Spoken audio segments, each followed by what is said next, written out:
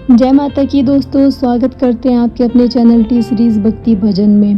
दोस्तों आज बात करेंगे ऐसे 6 संकेतों के बारे में जो आपके घर के देवी देवताओं का बंधन किया गया है, वो आप स्वयं पता लगा सकते हैं। वैसे ही दोस्तों जो भी इस वीडियो को सुनेगा उसके मन में यही बात आएगी कि क्या देवी देवताओं का बंधन भी कोई कर सकता है। ऐसा नहीं हो सकता है कि देवी देवता बंध गए हों, किसी ने बांध लिए हों। दोस्तों जो गृहस्थी जीवन अपना चला रहे हैं अपने घर का, उनको नहीं पता होता है कि भाई बंधन भी हो सकता है देवी देवताओं का। मैं भी ये कहूँगी कि नहीं, बंधन नहीं हो सकता है देवी देवताओं का, लेकिन एक शक्ति ऐसी होती है कि जो आपके घर पर छोड़ी गई है, उससे देवी देवता जो आपके घर के कुल देवी कुल देवता होते हैं वो साइड हो जाते हैं। और जो शक्ति आपके घर पर नेगेटिव ऊर्जा जो छोड़ी जाती है वो आपके घर में एंटर कर सकती है, 100% एंटर कर सकती है आपके घर में। और जो आपके घर की ऊर्जा है, जो आपके घर की कुल देवी है, वो आपकी रक्षा नहीं कर सकती। वो ऐसे बहुत से भगत तांत्रिक साधक होते हैं दोस्तों, जो शक्तियों को अपने वश में करके रखते हैं। और वक्त आने पर अगर कोई इंसान उनके पास जाता है, कहता है कि मुझे उस आदमी के प्रति क्रिया करके दो, उसका मुझे सर्वनाश करना है, उसको मारना है, तो वो तांत्रिक वे भगत लोग उन शक्तियों को वचनबद्ध करके उसके घर पर छोड़ सकते हैं और व्यक्ति की मृत्यु करवाने के लिए छोड़ सकते हैं।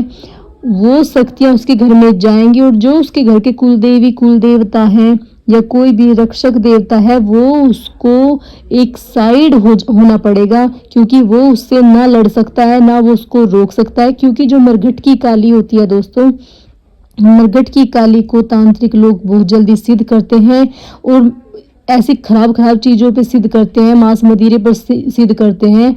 तो वे जो तांत्रिक लोग होते हैं, उनके कहने में माता काली चलती है, सिद्ध करके रखते हैं। जब वे किसी के भी घर में उसको भेज सकते हैं माता काली की नेगेटिव ऊर्जा को, और वो किसी के प्राण ले सकती है। दोस्तों आप सभी को इस बात का जरूर पता होना चाहिए, क्योंकि जो गृहस्थ जीवन के जो लोग हैं वो इस बात को बिल्कुल भी नहीं मानेंगे कि देवी देवता क्या बंधन हो सकते हैं। जी हाँ दोस्तों, ये बात आपको मैं आज अपनी वीडियो के माध्यम से बताने जा रही हूँ कि देवी देवताओं का, कुल देवी कुल देवताओं का भी बंधन हो सकता है। और ऐसा बंधन हो सकता है कि आपका पूरा घर जो है नष्ट हो जाएगा, पूरा घर आपका बर्बाद हो सकता है। आपके घर में तरह तरह के रोग पनप सकते हैं दोस्तों, आपको पैसे की किल्लत हो जाएगी, आपके घर में रुपया पैसा नहीं टिकने वाला, आपके घर के एक्सीडेंट होने लगेंगे लोगों के, आपके घर के पशु मरने लगेंगे। तो दोस्तों मैं आपको अपनी वीडियो के माध्यम से यही सब कुछ बताऊंगी आज कि आप स्वयं कैसे पता लगा सकते हैं कि आपके घर के देवी देवताओं का बंधन हो चुका है। आपको ये बात जानना बहुत ही जरूरी है। बहुत से लोग तो गुरु के पास जाते हैं, गुरु के पास जा करके उनका जो गृहस्थ जीवन होता है उसको भी वो अपना चलाते हैं, लेकिन जो गुरु के पास जाते हैं, गुरु बताते हैं सारी बातें, तो हाँ वो लोग समझ पाते हैं कि हाँ बंधन होता है, बंधन करवाया जाता है किसी व्यक्ति द्वारा। जो आपका कोई दुश्मन है, उसको अगर आपके कुल देवी कुल देवता के बारे में पता हो तो वो आपके घर का 100% बंधन करवा सकता है, आपके घर में किसी इंसान की वो मृत्यु भी करवा सकता है। दोस्तों अब आपको बताएंगे कि ऐसे कौन से कारण हैं जिससे आपके घर के देवी देवता कुल देवी कुल देवता बंधन में हो सकते हैं। उसका सबसे पहला कारण तो दोस्तों ये है कि अगर आपके घर में नियमित रूप से पूजा पाठ नहीं होता है, मंत्र उच्चारण नहीं होता है, भगवान का भोग नहीं दिया जाता है, दोनों टाइम भगवान की पूजा नहीं करते हो, तो ये स्वाभाविक सी बात है कि हाँ आपके घर के जो देवी देवता हैं, कुल देवी कुल देवता है, उनका बंधन होने में कोई बड़ी बात नहीं है, बड़ी मुश्किल का कोई काम नहीं है। वो बहुत ही आसानी से तांत्रिक उन्हें अपने बंधन में ले सकते हैं, आपके घर पर कोई भी नेगेटिव ऊर्जा भेज सकते हैं। दोस्तों दूसरा कारण ये है, अगर आपके कुल देवी कुल देवता या फिर आपके इष्ट, जिसको आप अपना इष्ट मानते हैं, उसके मंदिर नहीं जाते, उनका समय पर आप भोग नहीं दे रहे हो, तो भी वे आपके बहुत ही जल्दी देवता मलिन हो जाएंगे। और मलिन होने का कारण दोस्तों, उन पर मलिनता चढ़ जाएगी, वो आपका ही फिर अनिष्ट करने लगेंगे। इनको शुद्ध करना बहुत ज़रूरी होता है। समय समय पर इनको भोग देना चाहिए, इनकी पूजा प्रार्थना करनी चाहिए, इनके मंदिर ज़रूर आपको धोख लगाकर आनी चाहिए दोस्तों, जिससे ये आपके घर की रक्षा करते रहें, आपके कुल की रक्षा करते रहें। इसलिए इन्हें मानना, पूजना, भोग देना बहुत ही ज़रूरी है। अब बात करेंगे दोस्तों, अगर आपकी शक्ति को बांध दिया गया है या फिर आपकी शक्ति मलिन है तो उसको आपको शुद्ध कैसे करना है, उसके बंधन को आपको कैसे मुक्त करना है।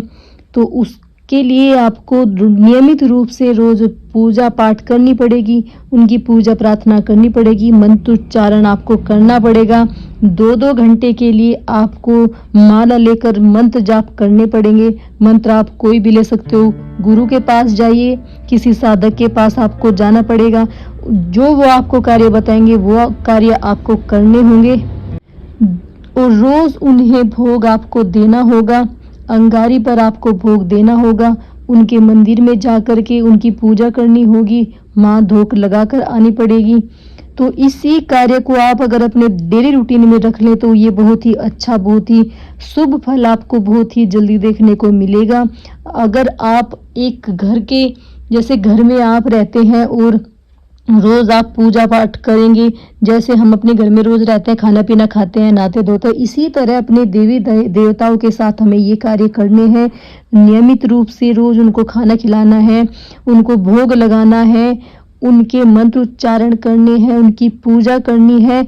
तो इस कार्य को अगर आप दैनिक रूप से करते रहेंगे तो आपके जो देवी देवताओं का बंधन, कुल देवी कुल देवता का बंधन है, आपके इष्ट जो अगर बंधन में आ चुके हैं तो वो बहुत ही जल्दी कार्य करने लगेंगे, उनकी ऊपर से मलिनता हट जाएगी। वो आपके घर में अच्छे अच्छे कार्य और अच्छे अच्छे कार्य करने लगेंगे, बरकत करने लगेंगे। जो वे गलत में चले थे वो सब कुछ सही करने लगेंगे, आपके घर में बरकत होने लगेगी। तो इसी तरह आपको अपने देवताओं को मनाना है।